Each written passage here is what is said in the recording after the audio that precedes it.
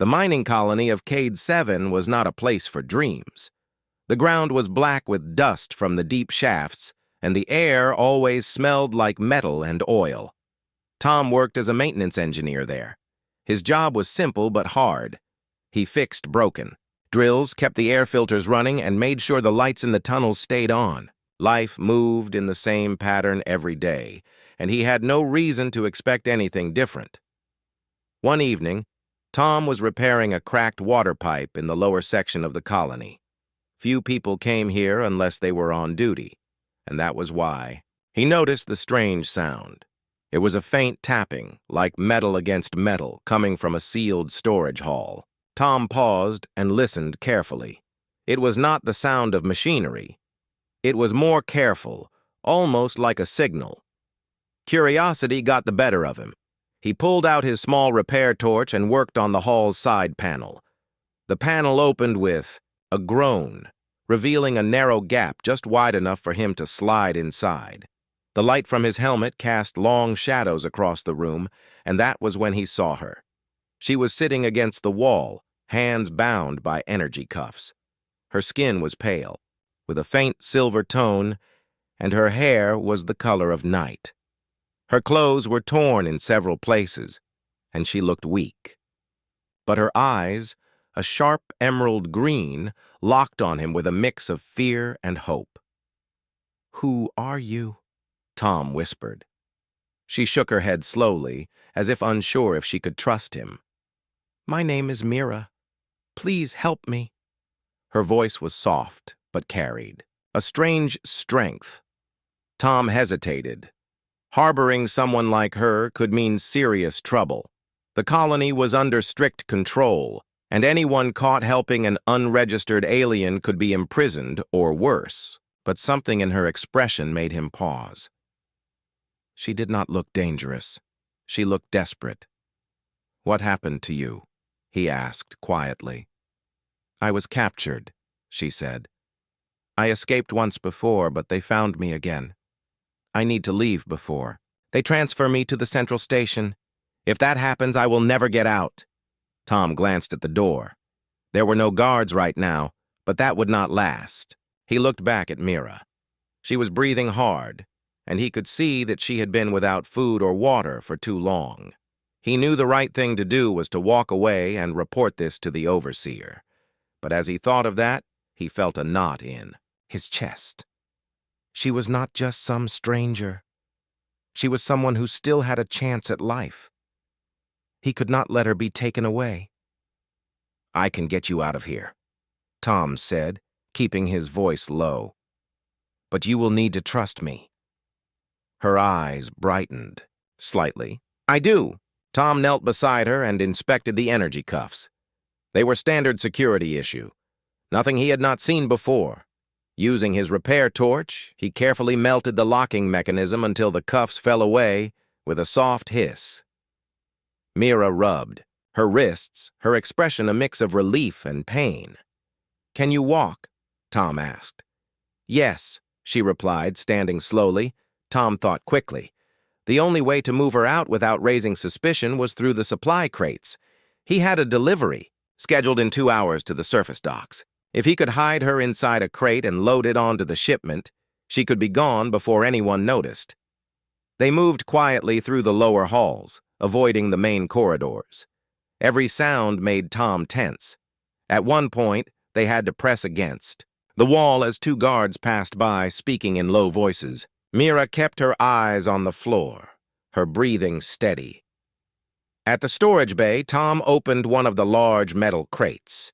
Inside were several sealed containers of spare tools. He shifted them around to make space. Mira climbed in without a word, curling, her knees to fit. Tom handed her a small water flask. "Stay still," he whispered. "I will make sure you get out." Mira gave a small nod. "Thank you." Tom closed the crate and locked it. He placed it among the others set for shipment and marked it for surface delivery. The next 2 hours felt like the longest of his life. Every time someone entered the bay, Tom expected them to open the crate and find her, but no one did. When? The shipment time arrived, the workers loaded the crates onto the transport hauler. Tom signed off the delivery papers with a steady hand, though his heart was racing. He watched as the hauler's engines lit up and carried the shipment toward the docking bay. He stayed there long after the hauler disappeared from view. For a moment, he wondered if he had made a terrible mistake. He did not know where Mira would go, or if she would even survive out there. But deep down, he felt he had done something right.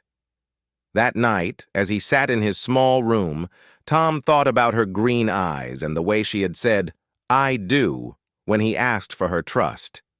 He told himself it was unlikely he would ever see her again.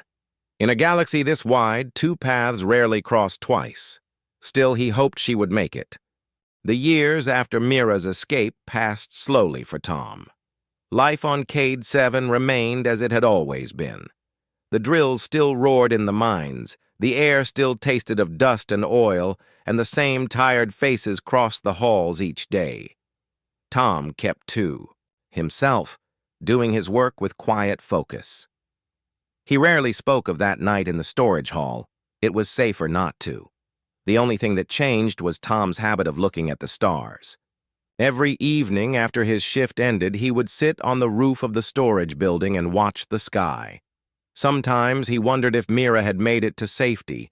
Other times he imagined her flying across unknown worlds, far from the reach of the colony guards. But as months turned into years, those thoughts grew fainter, replaced by the rhythm of work and routine. Tom had moved on the surface station by then, working as a cargo mechanic. The job was steadier, and it kept him away from the dangerous tunnels of the mines. His days were filled with checking engine seals, repairing lift motors, and making sure transport ships were ready for their journeys. He liked the quiet of the hangar, the hum of machinery, and the way everything could be fixed with the right tools. Yet the galaxy beyond Cade 7 was changing. Rumors drifted in with the traders and captains who passed through. There was talk of an uprising far away beyond the rim worlds.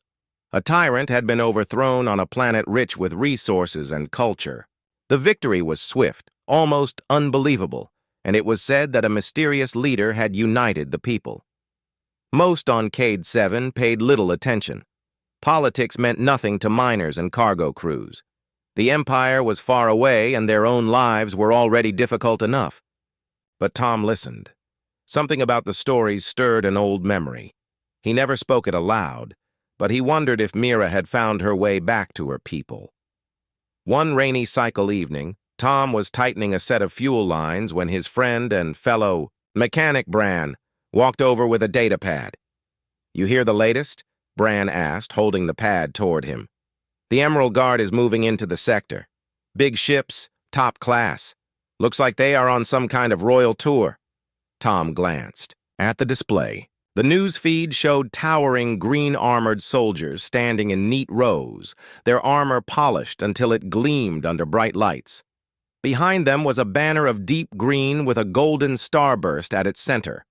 "They are bringing trade, protection, all that," Bran continued. "Some folks say their leader is a war hero. Others say she is more than that, some kind of legend." Tom returned to his work without a word. He did not like to hope too much. The galaxy was full of leaders and titles. It did not mean any of them were the woman he had once met. Weeks passed, and the work stayed the same. The Emerald Guard fleet moved closer, but Cade 7 was far from important. At least, that was what Tom thought until the day the alarm sounded across the station. He was in the hangar, checking the engine couplings of a small shuttle, when the deep hum of powerful engines filled the air. He stepped outside and looked up. The sky was no longer empty. Massive warships floated above the colony, each one shaped like a spearhead with glowing green lines running along the hull. Smaller vessels broke away and descended toward the landing pads. Crowds gathered quickly, whispering and pointing. The ships bore the golden starburst crest. Soldiers in emerald armor stepped out in perfect formation, their boots striking the metal ground in unison. The air seemed to tighten with their presence. Tom stayed near the hangar doors, watching quietly. The soldiers were impressive, but his eyes searched the group for something else. A figure emerged from the lead shuttle, taller than most, wearing armor more ornate than the rest. The helmet was in her hand, revealing hair as dark as space and eyes like green fire. Tom's chest tightened. He knew those eyes. The woman scanned the crowd. Her gaze moved over the miners, the merchants, the station officers, and then it stopped. She was looking directly at him. The sound of the crowd faded from his mind as she walked toward him. The soldiers shifted but did not follow too closely. She stopped a few steps away, and for a moment they simply stared at each other. "It has been a long time, Tom," she said, her voice steady and warm. He could only nod. Before he could speak, she dropped to one knee, a gesture of deep respect, and lowered her head slightly. "Master," she said clearly, her voice carrying over the murmurs of the crowd. Gasps rippled through the onlookers. The idea of a royal commander addressing a station mechanic in such a way was beyond anything they had imagined. Tom felt heat rise in his face. "Mira," he said quietly, "you do not need to call me that." "I will," she replied firmly, "because without you, none of this would be." She rose to her full height and gestured toward the fleet above. "I came back for you." The crowd was silent. The soldiers stood like statues. Tom stood frozen, unsure what to say, but knowing one thing with absolute clarity. The quiet life he had lived for years was about to end. The colony of Cade 7 had never seen anything like it. The fleet of the Emerald Guard hung above the station like a wall of steel and light. The green and gold colors of their crest gleamed against the black of space. People from every corner of the colony had come out to watch. Some were excited, others nervous. No one knew exactly why the fleet had come here. Tom stood beside Mira at the edge of the landing platform. The wind from the descending ships swept across the station, carrying the deep roar of their engines. The soldiers around Mira stood perfectly still, their green armor catching the pale sunlight. He still could not believe what was happening. Just hours ago, he had been repairing an engine like any other day. Now he was standing next to the leader of an army, the same woman he had once smuggled out of the colony in a crate. Mira glanced at him with a small smile.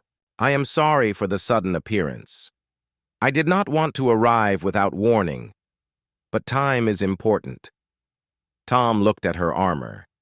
It was detailed with golden markings that seemed to tell a story. "You are the leader of all this?" "Yes," she said simply. "But I am not here to show power. I am here because of you." Before Tom could respond, a group of colony officials approached. The overseer of Cade 7, a tall man named Dren, stepped forward with a forced smile. "Commander Mira," he said, "we welcome you to our colony. Your arrival is an honor." Mira's eyes were calm but sharp. "The honor is mine. I come as a friend." Dren's gaze flicked toward Tom, confusion in his expression. "And this man?" "He is my guest," Mira replied before Tom could speak. "He will remain with me." The overseer seemed to hesitate, but said nothing more. He gave a short bow and stepped back. Mira turned to Tom. "Walk with me. There is much to explain." They moved through the station's outer corridors, the sound of their footsteps echoing softly. Soldiers followed at a respectful distance. Tom noticed how people stepped aside quickly as they passed, watching with wide eyes. "After you helped me escape," Mira began, "I reached a small rebel outpost. They gave me food, water, and a ship. From there, I contacted what was left of my people's council. We were scattered and weak, but we still had hope. Over the years, we grew stronger. We trained, we fought, and we took back our homeworld." Tom listened closely. Her voice carried no pride, only quiet certainty. "The Emerald Guard was formed after the victory," she continued. "Our duty is to protect the freedom we gained and to help others who are still under chains." She stopped and looked at him. You gave me the chance to do this. Without you, I would not be here, and my people would still be under a tyrant's rule. Tom felt a mix of pride and discomfort. I only opened a door for you. You did everything else. She shook her head. A single door can lead to an entire new world. You opened mine. They reached a wide balcony overlooking the landing pads. From here, Tom could see more soldiers unloading supplies from the ships. They moved in careful order, setting up portable towers and shields. This was not just a visit. It looked like the beginning of a full base. Why here? Tom asked. Why? Cade 7? Mira's gaze moved to the horizon. Because trouble is coming. My scouts report that an enemy fleet is moving through nearby systems. They are not after my kingdom directly. They are after the colonies along this route.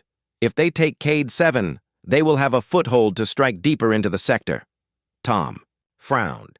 And you plan to stop them? Yes. But I need someone here I can trust. Someone who understands the colony, its people, and its machines. Tom realized what she was asking. You want me to help you? I do, Mira said. Not as a soldier, but as an advisor. You know how this place works better than anyone. If we are to defend it, we must be ready. Tom looked down at the busy landing pads again. He thought of his quiet life, his routine, and the safety of staying out of trouble. Yet he also thought of the night years ago when he had chosen to help her. That choice had changed her life. Now she was offering him the chance to change more lives. Before he could answer, a soldier approached and bowed. Commander, the scouts have returned. You should see this. Mira and Tom followed the soldier to a small command post set up near the landing area. A holographic map lit up, showing the nearby star systems. Red marks glowed on the edge of the map, moving slowly toward Cade 7. They are already on the way, the scout reported. Estimated arrival within 6 days. The air in the room grew tense. Mira studied the map, her eyes narrowing. Then we have no time to waste. Begin preparations at once. Fortify the station, ready the shield generators, and set up supply. Lines. The soldiers moved quickly, spreading out with purpose. Tom watched the activity, feeling the weight of the decision before him. He could walk away, return to fixing engines and pretend none of this was his concern. Or he could step forward and help protect the colony, just as he had helped Mira once before. Mira turned to him. Tom, I will not order you. The choice is yours. He met her gaze. All right, I am in. Tell me what you need. A small smile touched her lips. Good. We begin now. News of Mira's arrival spread through Cade 7 faster than any miner's gossip. By the next morning, everyone knew there was a commander from the Emerald Guard in the colony. What most did not know was her true title. That changed when the overseer called for a public meeting in the central square. The square had not been this crowded in years. Miners in dusty work suits stood beside traders in long coats, while children climbed up on ledges for a better view. The air was full of voices until a sharp tone from a loudspeaker silenced the crowd. Tom stood near the front, beside the soldiers in green armor. The morning sun reflected off their polished plates, giving them a look of unshakable strength. He still felt strange being there, surrounded by people who looked like they could take on an army. The overseer stepped forward and raised his hands. People of Cade 7, we have a guest unlike any other. She is not just a commander. She is Mira, of the Emerald Guard, High Protector of the Star Kingdom of Elira and heir to its throne. She comes here with her fleet to stand with us in a time of danger. A ripple of surprise moved through the crowd. Tom heard whispers all around him. Words like princess, royal, and heir passed from one mouth to another. Mira walked forward, her armor gleaming, her steps calm and steady. When she spoke, her voice carried easily across the square. People of Cade 7, I do not come here to take your home or your freedom. I come because I know what it means to live under fear. My people lived that way for many years until we rose together and claimed our right to live free. Now there are others who wish to bring fear here. I will not let that happen. She paused, letting her words sink in. I am here to fight beside you, not above you. But I cannot do this alone. I will need your skills, your knowledge, and your trust. The crowd's murmur grew louder. Some looked inspired, others unsure. Cade 7 had never been a place for big speeches or grand promises. Life here was about survival, not royal declarations. Then, Mira turned slightly, motioning toward Tom. This man saved my life years ago when I had nothing. Without him, my people would still be in chains. I trust him more than anyone, and I will listen to his advice in this fight. He will be my voice when I am not here, and I ask you to trust him as you trust me. Tom felt every eye in the square shift toward him. He wanted to step back, but the soldiers beside him stayed still, making it clear he could not just disappear into the crowd. He raised a hand in a small wave. I am just a mechanic, he said, his voice carrying less smoothly than Mira's. I do not know about politics or leading armies, but I know this place, and I know its people work hard and look after each other. If trouble is coming, then I will do whatever I can to help stop it. Some in the crowd nodded. Others clapped. It was not loud, but it was a start. After the meeting, Mira and Tom returned to the command post. A holographic map filled the table at the center, showing the colony, the surrounding asteroid belt, and the approach of the enemy fleet. Red dots crept closer each hour. Our scouts confirm the fleet will be here in less than 5 days, said one of Mira's captains, a broad-shouldered man with a scar across his chin. They outnumber us in ships, but their designs are old. If we use the terrain, we can even the fight. Mira nodded. Tom, what can you tell me about the colony's defenses? Tom thought for a moment. We have shield generators, but they are meant for mining accidents, not full attacks.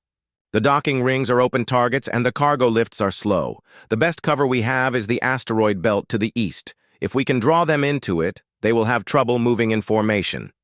The captain leaned forward. That could work. Their ships are larger and slower. The belt will force them to split their forces. Mira looked at Tom.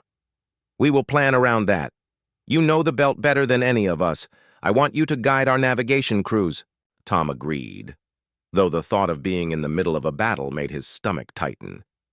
Still, he reminded himself, this was no different from the night he had helped her escape.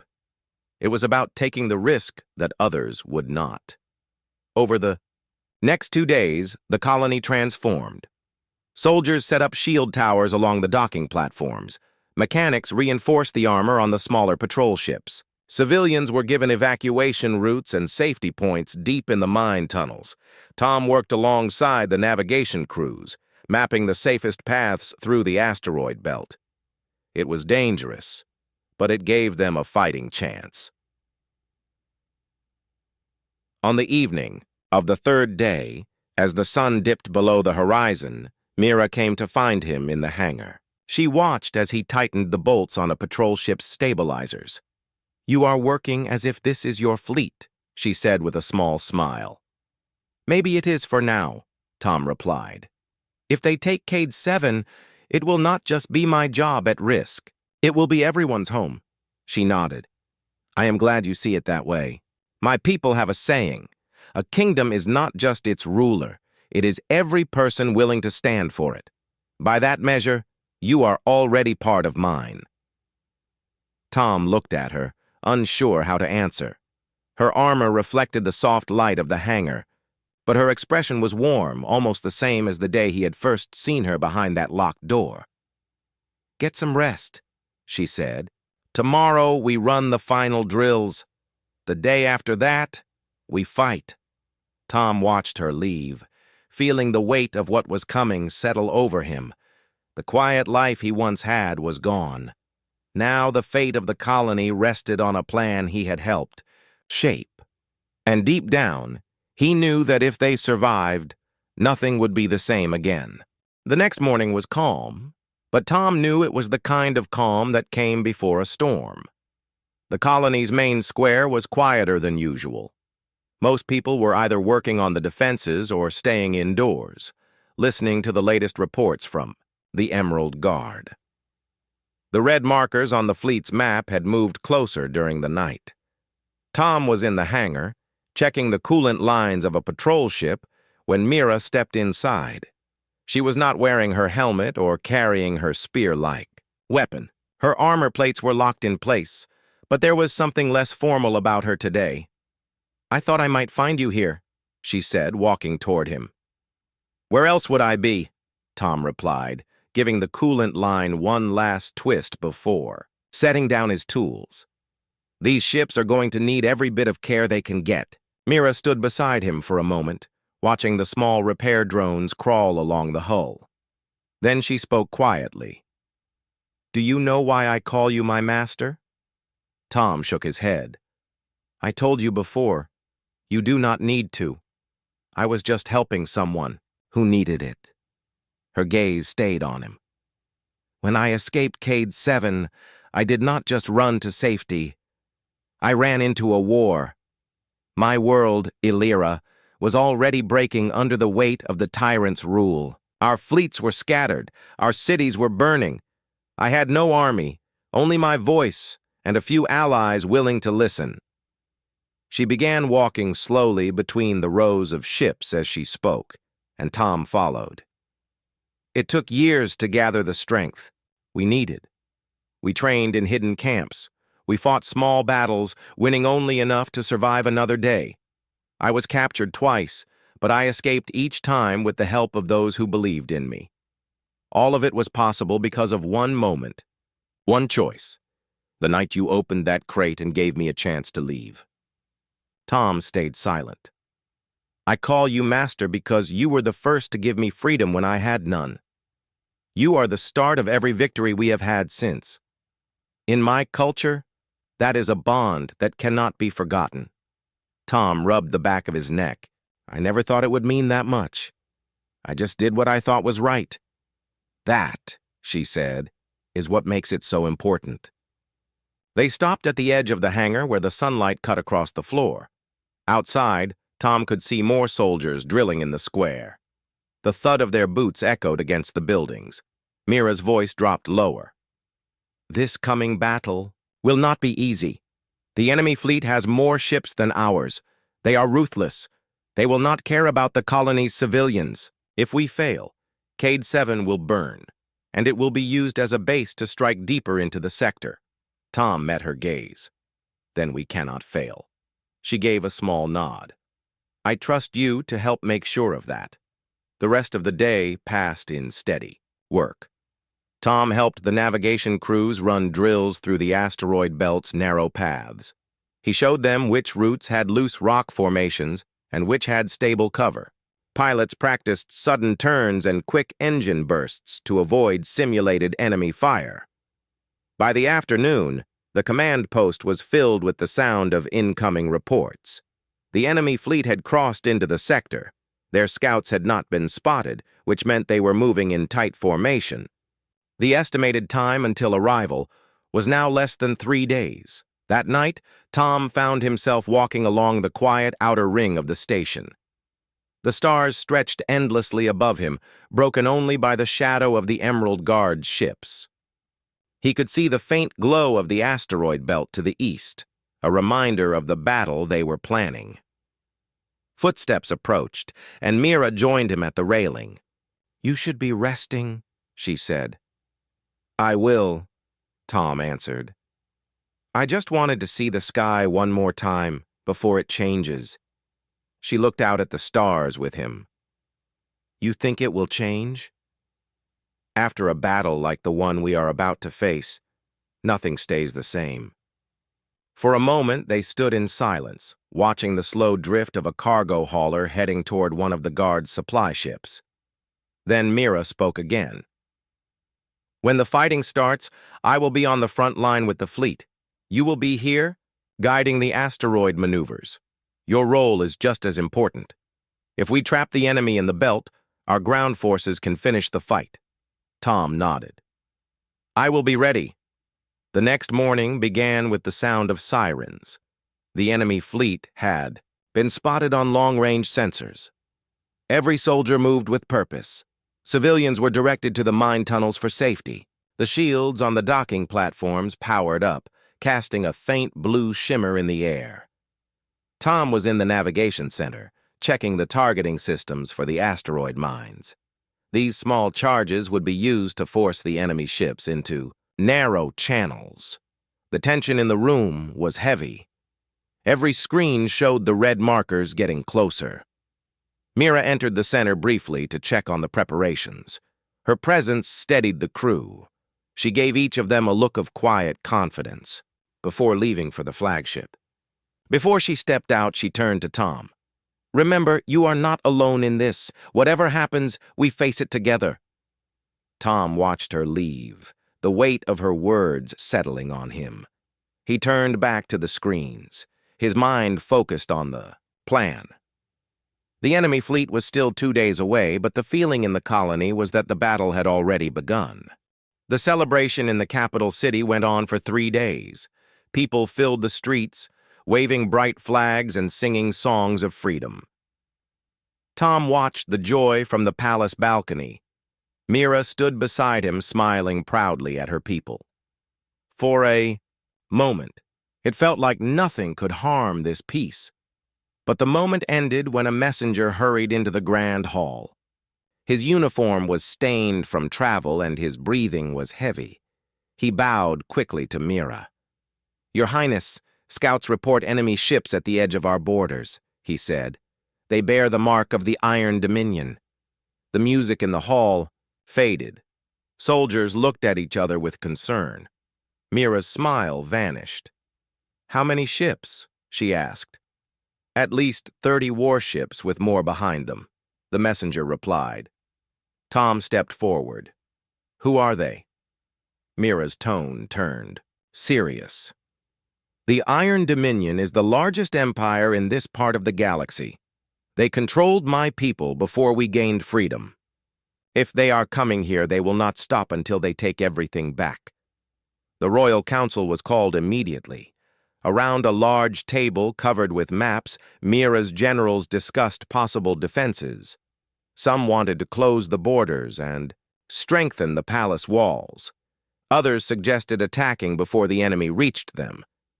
The room filled with loud voices. Tom stayed quiet at first, studying the maps. He saw the enemy's approach path. It was a straight route through open space toward the kingdom's heart.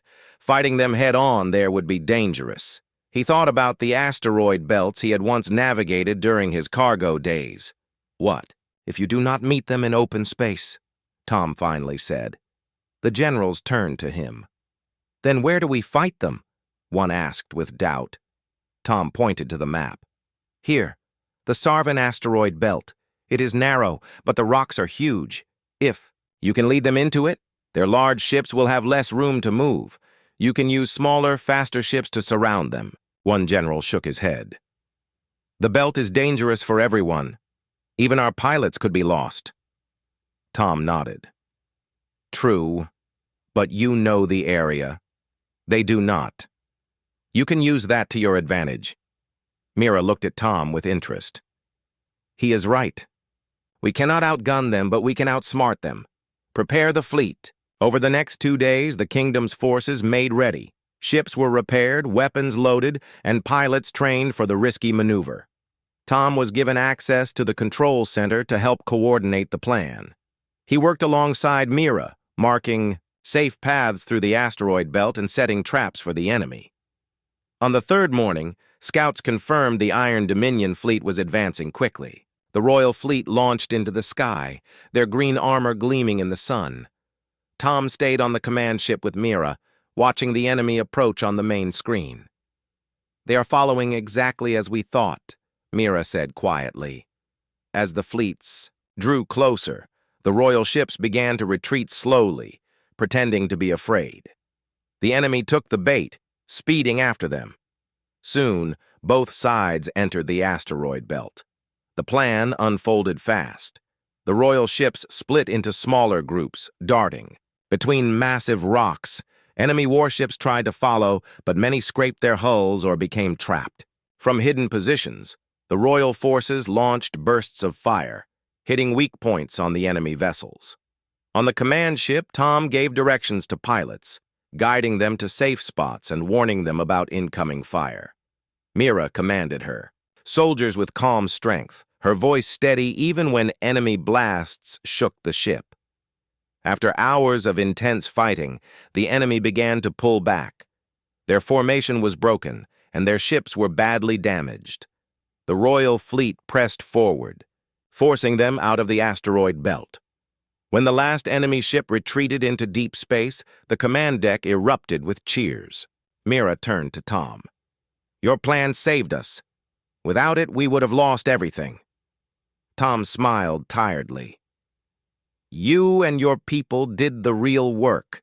I just pointed to some rocks." But Mira shook her head. "You saw the path no one else saw. That is why I call you my master, not because of power, but because of wisdom." That night, the people celebrated again, but this time with more meaning. They had faced one of the greatest threats in the galaxy and stood victorious. Tom stood at the edge of the hall, watching Mira as she greeted her soldiers. He realized he was no longer just a visitor in this world. Whether he wanted it or not, he was now part of its future. The morning sun rose over the peaceful colony of Cade 7. After the long battle in the asteroid belt, the colony was quiet once more. People returned to their daily lives, but the memory of what had happened stayed strong. The sky was clear, and the green flags of the Emerald Guard flew proudly in the breeze. Tom stood on the balcony of the command center. He looked out over the busy landing pads where repair crews worked on ships and soldiers prepared for any future threats. Mira stood beside him, her royal armor shining in the morning light. "We did well," she said softly. "But this victory is only the beginning." Tom nodded. "The Iron Dominion will not forget this defeat. They will come back." Mira's eyes were firm. "Then we must be ready." The people of Cade 7 gathered in the central square to celebrate their victory. The crowd was larger than before. Men, women, and children stood side by side, united by hope and strength. Mira stepped forward to speak. "Today, we celebrate more than a battle won," she said. "We celebrate freedom, courage, and the power of unity. Without the help of one man, I might not be standing here. Tom, please join me." The crowd gasped as Tom was invited onto the stage. He felt nervous, but proud. Mira took his hand and raised it high. "This man is a hero," she said, "not because he fought with a sword or led armies, but because he showed kindness when it was needed most. His choice to help me long ago changed the fate of many worlds." Tom looked at the faces around him. They were filled with gratitude and respect. For the first time, he felt truly part of something greater. After the ceremony, Mira and Tom walked through the city streets. People stopped to thank Tom and share stories of how the battle had touched their lives. Children smiled and waved. The bond between the Star Kingdom and the colony had never been stronger. That evening, they stood on a hill overlooking the colony. The stars twinkled above them, clear and bright. "Do you think you will ever go back to your old life?" Mira asked. Tom shook his head. "That life is gone. What we have now is better. I am proud to stand with you." She smiled warmly. "You changed my world. I will never forget that." Tom looked at her, knowing that their story was far from over. Together, they would face whatever challenges the future held. The galaxy was wide, and new adventures awaited. But for now, in this moment of peace, they simply stood side by side, masters of their own fate and bound by a friendship that no war could break.